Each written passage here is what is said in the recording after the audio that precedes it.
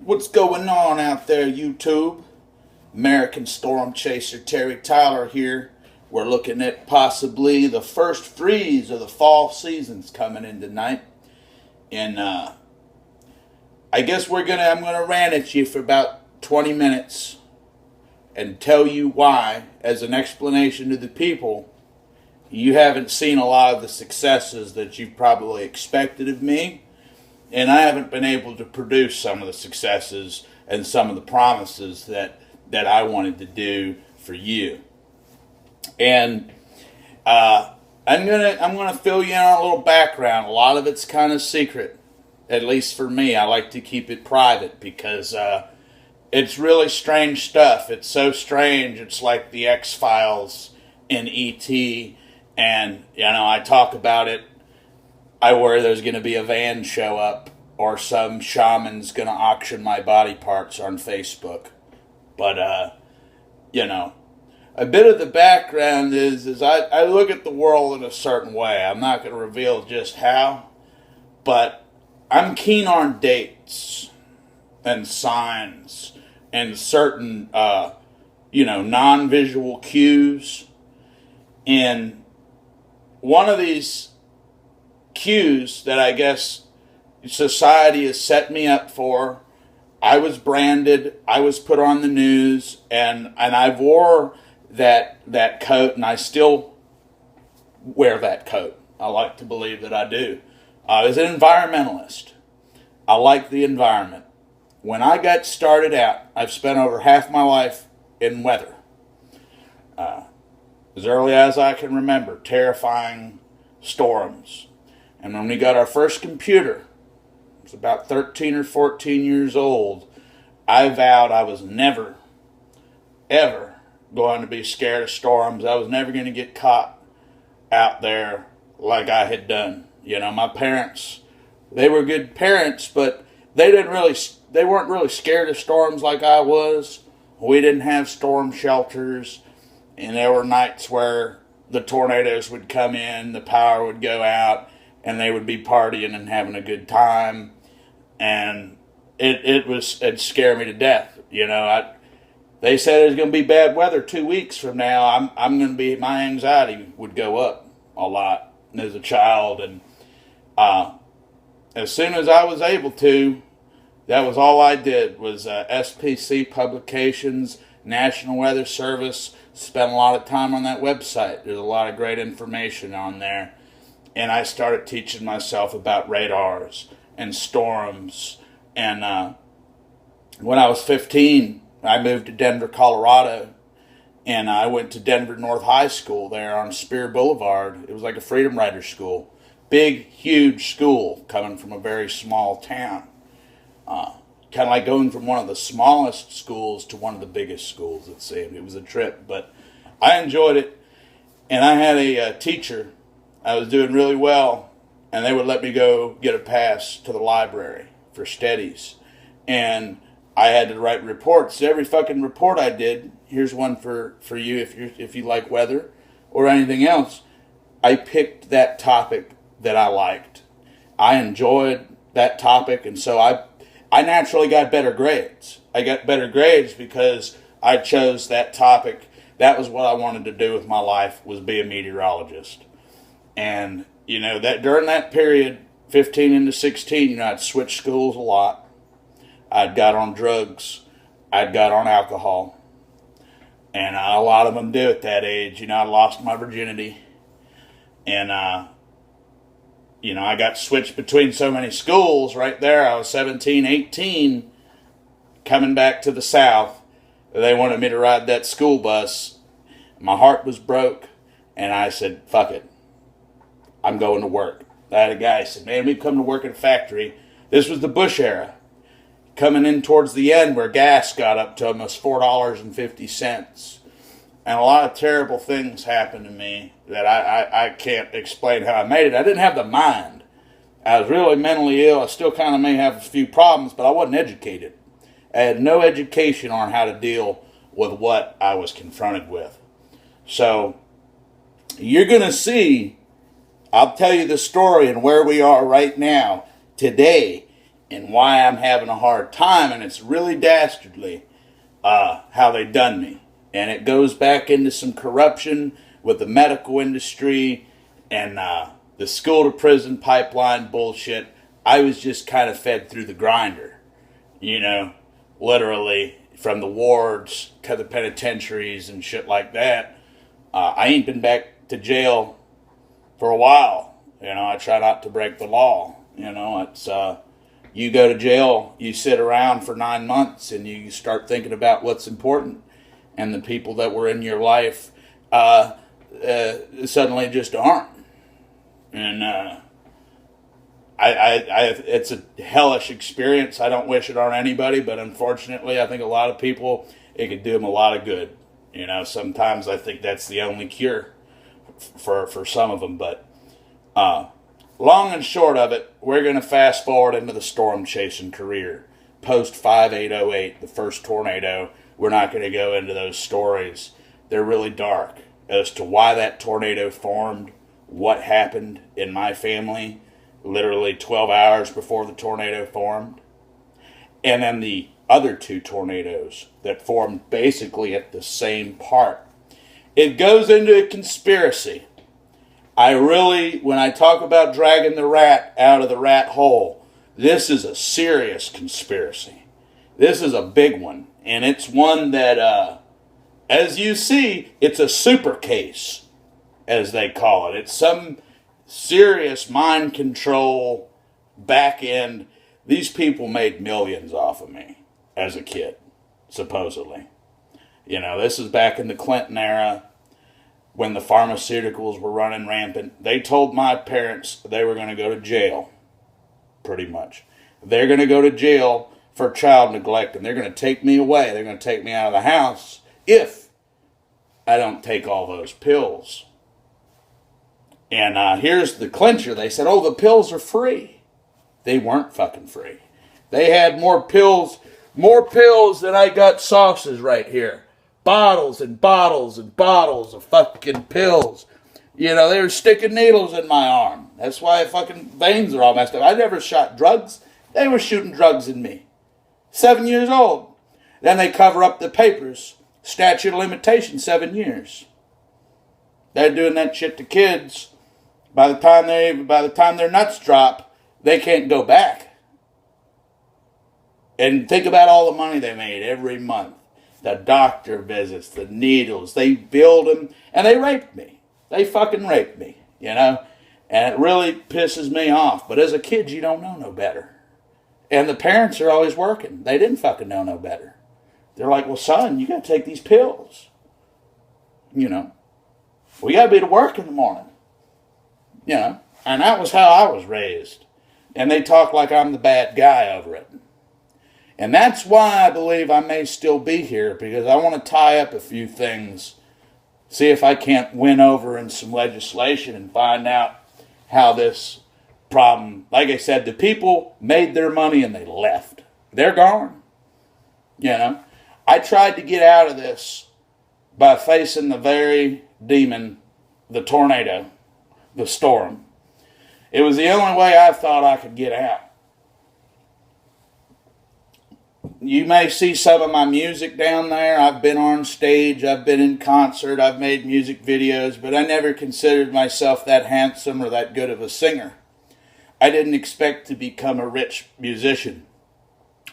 When I dropped out of school there and started working at the factory, that was the end. There was no more weather college dream. It was over. It was done. And I tried to join the Army when I was 19. But by that time, I had already racked up several charges. A DUI, a couple possession charges, a disturbance of a family charge.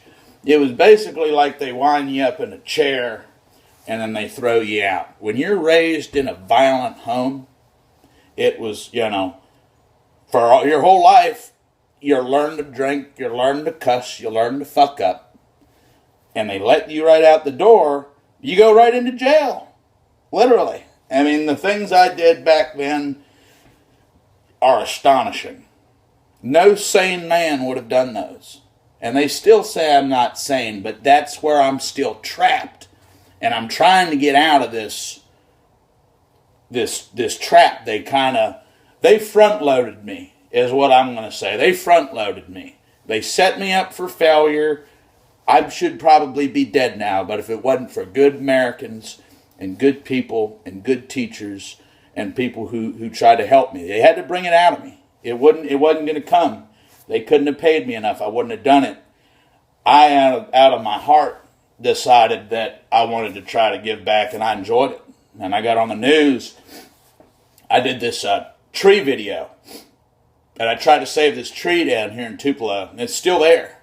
There's only 2 of them. There's one out there by this Arneson and Veterans, and the other ones are on Elvis Presley Drive. I think they're water oaks. Giant trees. Been there since Elvis. And that's what this town is known for. Mississippi is the birthplace of America's music. Tupelo, I don't give a fuck what they said about Memphis, is the birthplace of rock and roll. Now, Memphis may have had a lot to do. That's where Elvis got known, but Elvis was born here. This is the birthplace, And, Delta blues, all that type of shit come out of Mississippi. And there's a lot of dark things that I've uncovered since I've been here, like the tornadoes that were buried. 300 bodies or more. Tupelo was the leader in America. The most deadly tornado, most powerful tornado ever to strike America, struck here in Tupelo. And it was recently dethroned. I think it was Joplin. Might have dethroned it, but see, the body count only counted as the whites. It didn't count the blacks. And I was actually one of the few people to actually have worked in the Haunted Globe distribution warehouse, where the people there, the warehouse was raided by the ATF. They bulldozed the fucking warehouse and built a police station over top of it. But it used to have an underground area. I know I'm kind of getting disjointed here, but they claimed it was haunted, and they could see chairs spinning around. They took all the bodies, they dumped them in the cesspool with all the junk, and they bulldozed the shit over. Precisely where the jail and the police station sit today. And I'm not against the Klan. I'm not saying there's anything wrong with the Klan. Hell, I hear they got black Klansmen today. But if you look at the map, right here on the Natchez Trace, right here on the highway, and right across, it makes a Klansman hood, precisely where the bodies are buried, or where I believe they're in that area behind Green Street, down there where there's this ballpark they've got. And I called the city, nothing ever got done. I called the CVB, I called the Orrin Dunn Museum, I called all these people. I'm like, hey, can we get this project going? Nobody wanted to touch me with a fucking 20-foot pole. Here's what happened. 4 years ago, I was featured on the news. My father came down. They took a picture of me. It was a very crowning moment for me personally. And I thought they did a great job. And they should do that for young people who do something exemplary. I think that it's a good thing for the city. The Daily Journal did it. And I wrote with that. They even did a video and put me on the internet. And they said environmentalist. And I said, I was serious about that. And I'd pick up litter. I'm still sort of a litter bug.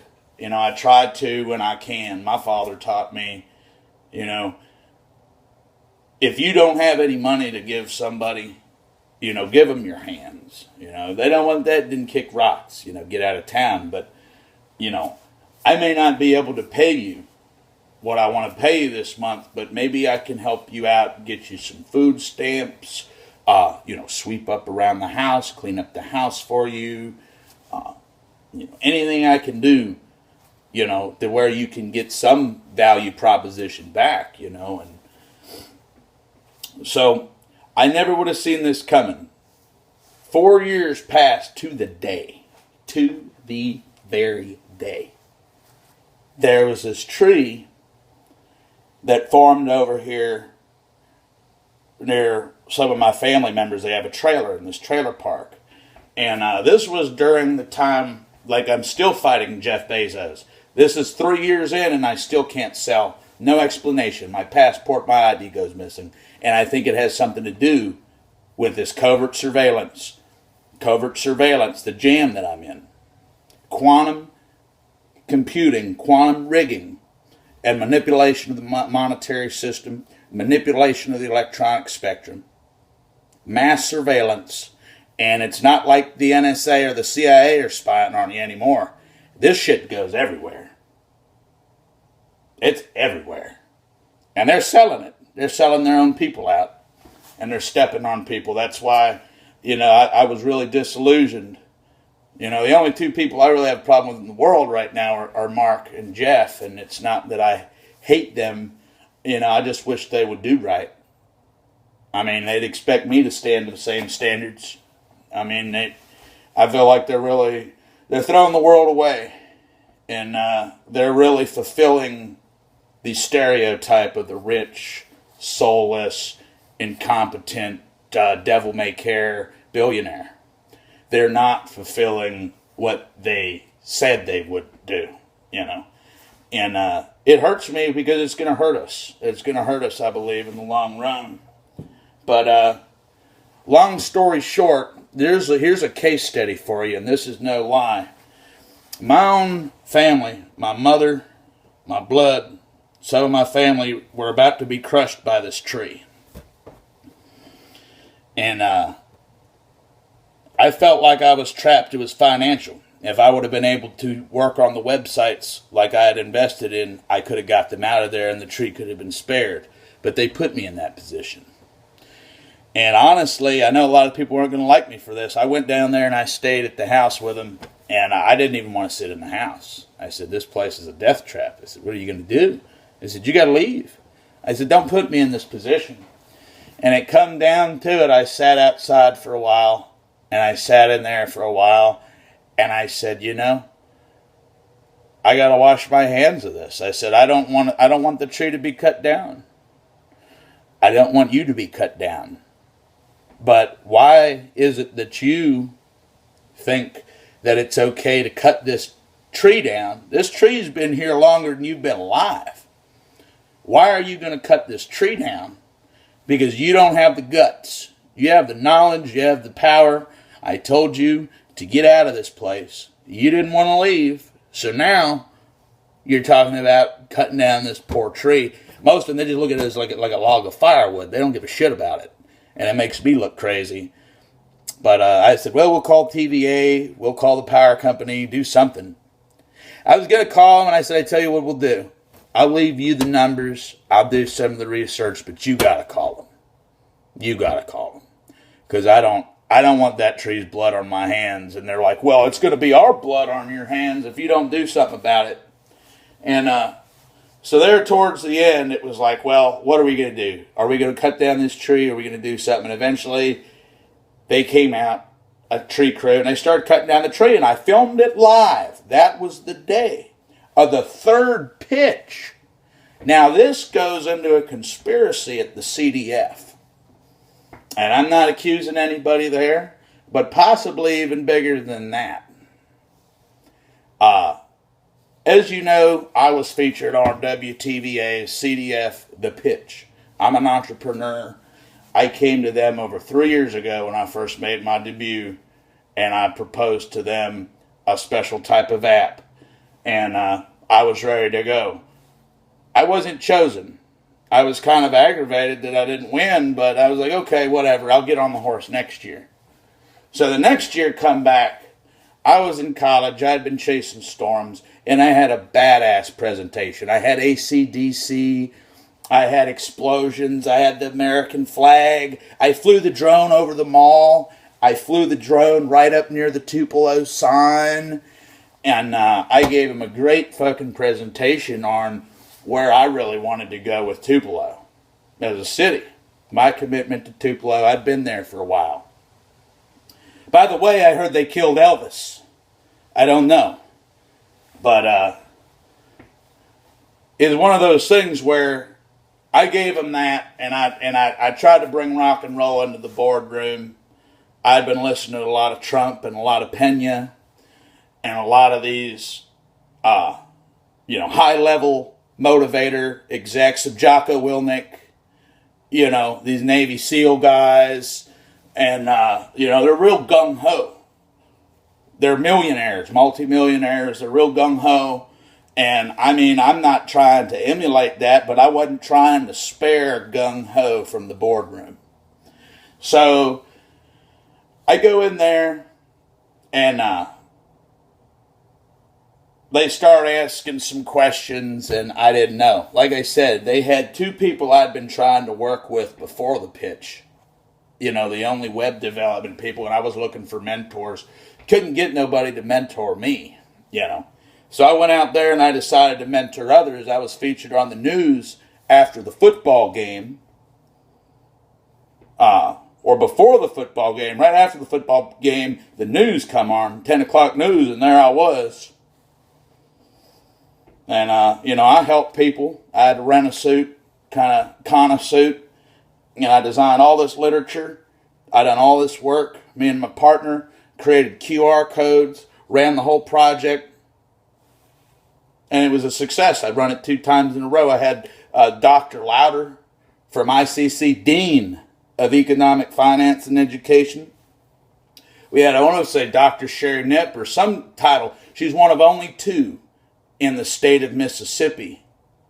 She's a eye specialist with the Lions Club, but she also does all this other stuff, to these advanced eye reading things. And she brought her equipment, and then Brenda Dobbs, or I want to say Miss Lou Dobbs, might have been one of the 2, forgive me, from Families First, for the kids and the little people. And I rented out the fucking auditorium. I didn't get barely anybody. I had hands-on exhibits, all of that stuff. Couldn't get any news coverage on it. Nobody really got it.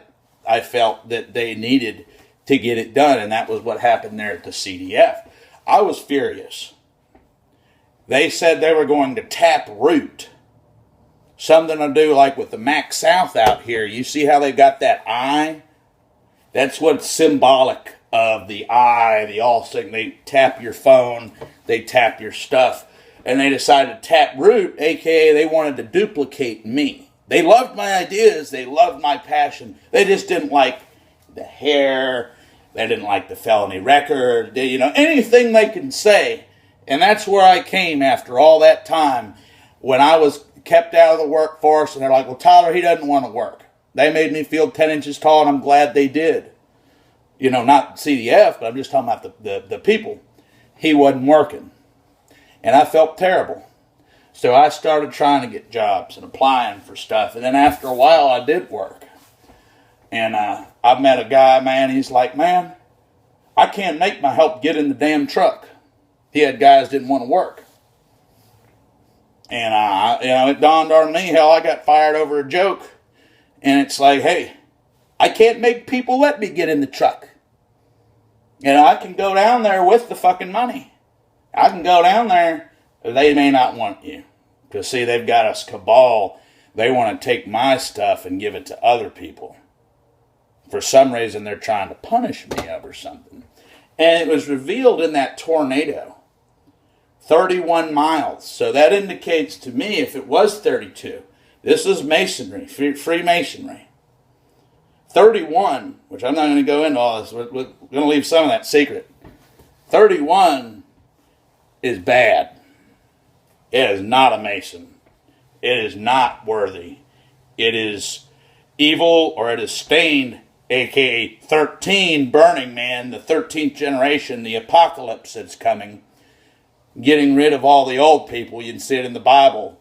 Getting rid of the corrupt generation, and starting this new generation, which is supposed to be some more bullshit they're constructing. It's been in the makes for hundreds of years, since the Bible days. You can read the Bible. It's right here in the good book. But pretty much, they decided they were going to initiate a tap root on me.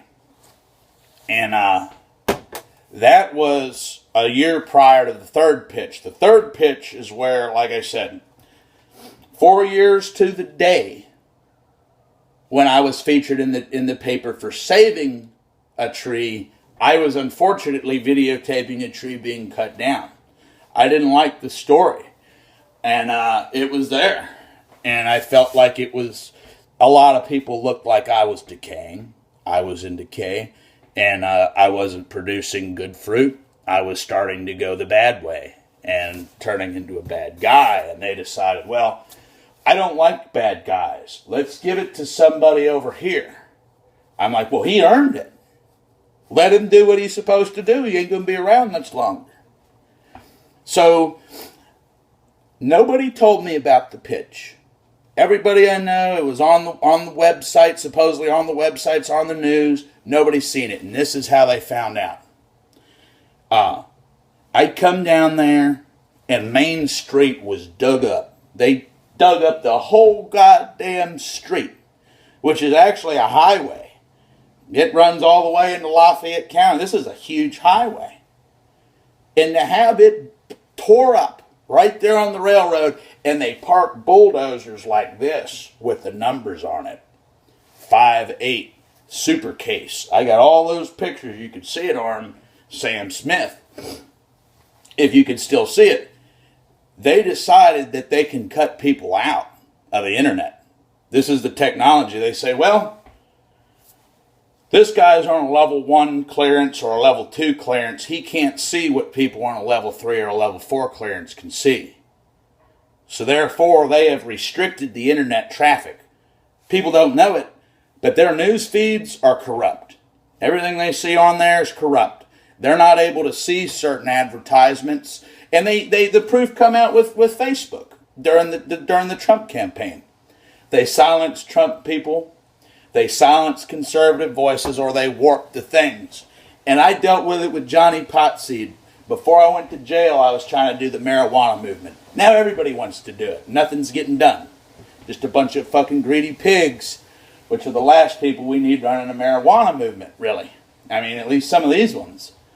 And they won't work together. You know, it's all about money.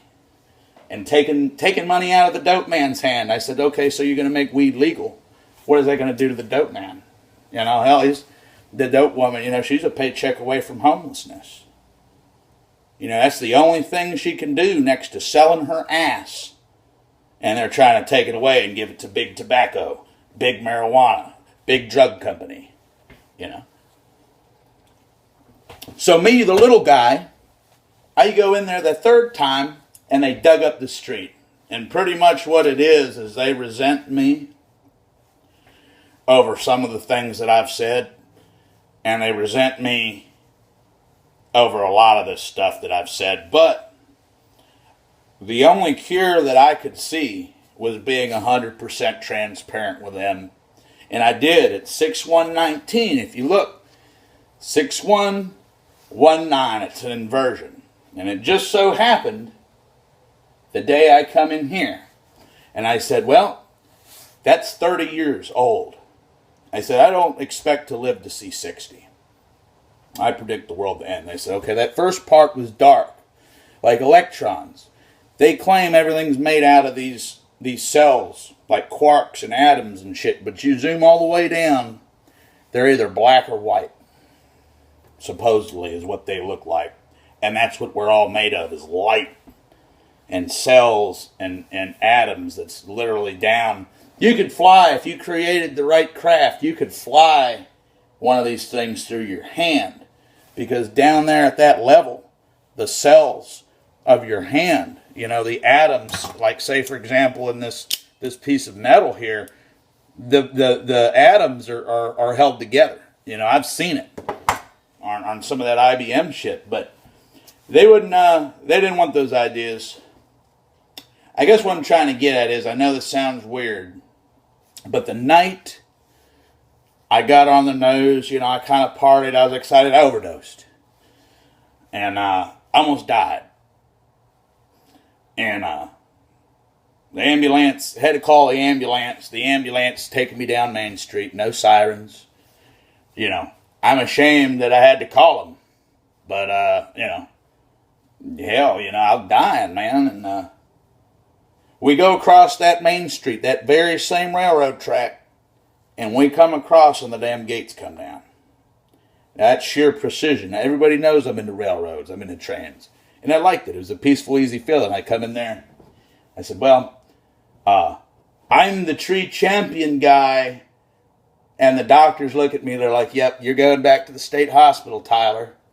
And everybody's looking at me. What is this tray? Are you tripping? I'm like, she says, no, I remember him. And I run out there in the lobby, and there I was. And they loved me, man. It was a great feeling. And I've loved Tupelo. I volunteered. I went to the fighting gym. I trained young people and old people. I volunteered. I was the communication social marketing chairman at the Tupelo Lions Club. I worked with the church. I also worked with the city. We did a lot of volunteer work. The Keep Tupelo Beautiful went and volunteered, and we'd pick up litter. That was around the time, like I said, they run me out of school. They switched all my stuff up. I had proof that. They screwed up my schooling at the community college. And then I went to the online school. I'm not going to mention who, out of respect. That argument's over with. But they kicked me out of the accelerator over a dog tampon. Which, honestly, I felt like I got ripped off. I mean, somebody tells you to pitch an idea. Do you have any idea how much money you can make off of dog tampons? I mean, there's just no limit to the amount of money you can make. It's just like beer, and they kicked me out over it. That's always been what it is I've had to be this guy that is trying to do something decent in my country. And there's this shadow stalking people like Jeff Bezos and Mark Zuckerberg. I can't even get into my Facebook. I got 3,000 followers on Mid-South Chasing. My business is on there. I've got probably about 16 different pages that I put in there. Back in the day, there's over $1,000 on the ledger spent on ads. Some of those credits, but on the statement, over $1,000 has been spent advertising. And I can't even log in. Next month will be 11 months. I've been waiting to hear something back on this 117 era. I had 2,200 friends. Most of them I knew personally from the weather community. I had a great selection. Pretty much everybody who was anybody. I'm talking SPC guys, forecasters, news media, storm chasers, academia. I pretty much had everybody on there. And all the contacts are gone. Nobody could see me, so I had to delete them all manually, which took me about 3 or 4 days, and lo and behold, it was stuck with that number. And anybody that knows, we're not going to go into that. Cryptography. Do you know anything about cryptography? Well, I know a little bit about it, and the common man may be able to look at one of these things, and he doesn't find anything miraculous, but I'm being stalked, possibly by some, I don't know, man. It's really creepy stuff. The way these numbers and these weather patterns and everything adds up, the rings, if you go and you look at the rings and the 33rd parallel, it's to me like they're trying to create a man-made man. And I don't know it. I think I'm a man. I hope I'm not a machine. Do you think I'm a robot? They could be a robot. I don't know. But supposedly there was an experiment. And they run these experiments. It's called mind control. And basically what they can do is they can control your mind. You don't know it, but they know it. So when you go and you try to get a government job or a military job, or you start climbing up, they'll shoot you off. They'll tell you go away. And that's what I dealt with at the CDF. They didn't like the idea. Everybody there's, got, assholes this tight, and, they thumb their nose at people like me. I guess, I don't know. They've all got suits. They've all got money. They've all got everything. And they say, What are you doing in here, bum? You know, the Salvation Army's over there. What, do you want us to give you some money? Oh, tell us your business idea. We really want to know. Tell us your $200 million economic plan for Tupelo through 2028. We want to know so we can put you in jail for a bag of weed. You know, that's what it's all about out here. That's why they call them railroad towns. Go back in the day. They run the railroad. Anybody that was able-bodied or worked. All the rich people fucked the women. So you got your church and your jail, all of which are corrupt. You know, if anybody does spring up, they beat them over the head and sweep them under the floor, you know. And you can go to church or you can go to jail. And that's how it's been, I guess, since the 1800s. And I'm like, you know, I don't have any, you know, they're necessary evils. I go to church sometimes. I've been to jail sometimes, you know. I'm not saying there's anything wrong with churches. I'm not saying there's anything wrong with jails, but it'd be nice if I had another choice in life besides church or jail. You know, maybe the mental house. They do, you can always go to the mental house, but I thought I could maybe go to college. I didn't want the taxpayers paying for it, so I decided to risk my life building the weather stuff, getting on the internet, and now Amazon has censored me. 3 years have been out of the markets. Facebook has been 11 months with no friends, and now we're counting days to where I can't even log in. There's some two-factor authentication rig on there. I can't undo it. My phone fucking broke. I didn't even have it on there before, so it's... You got a guy that went to Harvard, you know, he's probably never done any real work in his life aside from computering and studying, reading books and typing on computers. I don't think he's ever done any manual work. He's never probably been to jail a day in his life. I know he hates the poor. He says he doesn't. He throws a lot of money out there. I don't see any around here, you know. And he talks, you know, the greatest lie he ever told is right there on his profile. Making the world a more connected place. I said, for some. We all know you silence people you don't like. So I guess you connect people you do like so you can use them to exterminate people you don't like. So you can steal all their data, map their eyes, map their minds. You know, nowadays, hell, you can't even log into your phone without the fingerprint and the face map. I said, what do you want next? You know, I got to insert a rod in my fucking pecker head to make sure I don't have a disease? And that's coming, by the way. That's coming.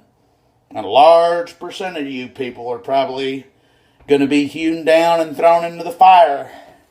Just like the good book says, you 1331 heathens. But that's all I got for today, man. Take it easy.